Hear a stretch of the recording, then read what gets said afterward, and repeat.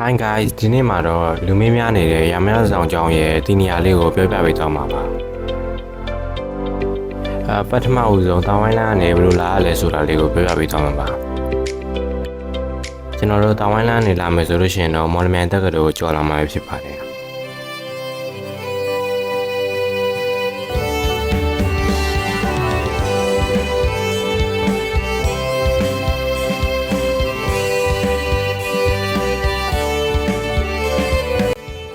ကျွန်တော်တို့မော်လမြိုင်တက္ကသိုလ်ကိုကျော်လာပြီးသွားပြီဆိုလို့ရှိရင်တော့ဦးစင်မောင်လန်းကိုဝင်ရပါမယ်ပြီးဦးစင်မောင်လန်းကနေနည်းနည်းလေးမောင်းလာပြီးသွားလို့ရှိရင်တော့ကျွန်တော်တို့မြိုင်သားရသမင်ပရန်လန်းလေးကိုဝင်လာပါမယ်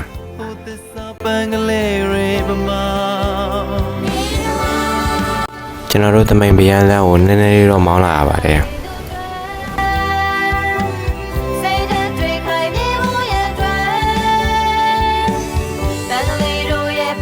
ကျွန်တော်တို့မြိုင်သားဈေးကြော်ပြီးတော့နည်းနည်းဆက်သွားရပါသေးတယ်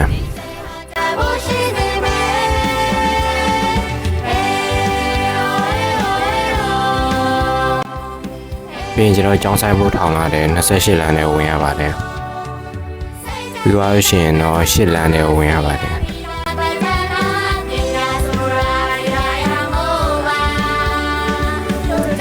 နည်းနည်းလေးမောင်းလာမယ်ဆိုရင်တော့ကျွန်တော်တို့ရမြတစောင်းကိုပိုင်ကျောင်းကိုရောက်ပါပြီခင်ဗျာပြောလို့ရှိရင်ကျွန်တော်တို့နောက်တလမ်းအနေနဲ့ငန်းသေးလမ်းအနေဘယ်လိုလာလဲဆိုတာကိုပြောပြပေးတော့မှာပါဒီလမ်းကိုငန်းသေးလမ်းလို့လည်းခေါ်တယ်လို့ဖက်ခင်လမ်းလို့လည်းခေါ်တယ်ပေါ့နော်ပြောလို့ရှိရင်ကျွန်တော်တို့ကီမတ်လည်းကြော်လာပါတယ်ခင်ဗျာ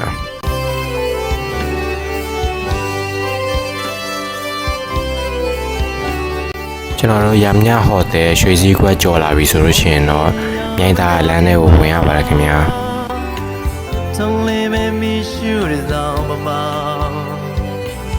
စေနာရဲ့ဝါဒနာနဲ့နာနဲ့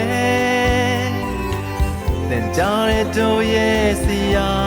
တို့နည်းနည်းလေးမောင်းလာပြီဆိုလို့ရှိရင်တော့မြိုင်သားရ8လမ်းထဲကိုဝင်လာရပါမယ်ခင်ဗျာ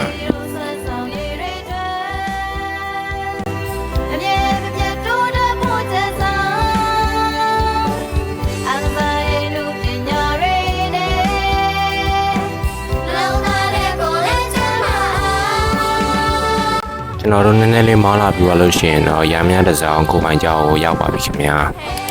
ကျွန်တော်တို့ရမရတစောင်းကိုပိုင်ကျောင်းဆိုရင်တော့အမှတ်288လမ်းမြိုင်သားရက်ကွယ်မော်လမြိုင်မြို့မှာတည်ရှိပါတယ်ခင်ဗျာကျွန်တော်တို့ Google Map ကနေလည်းအလွယ်တကူရှာပြီးတော့လာလို့ရပါတယ်ခင်ဗျာကျွန်တော်တို့ဒီဗီဒီယိုကိုအဆုံးထိကြည့်ပေးကြတဲ့လူတွေအားလုံးကိုကျေးဇူးတင်ပါတယ်ကျွန်တော်နောက်ဗီဒီယိုမှာပြန်ဆောင်ကြပါမယ်အားလုံးပဲ see you in the next video goodbye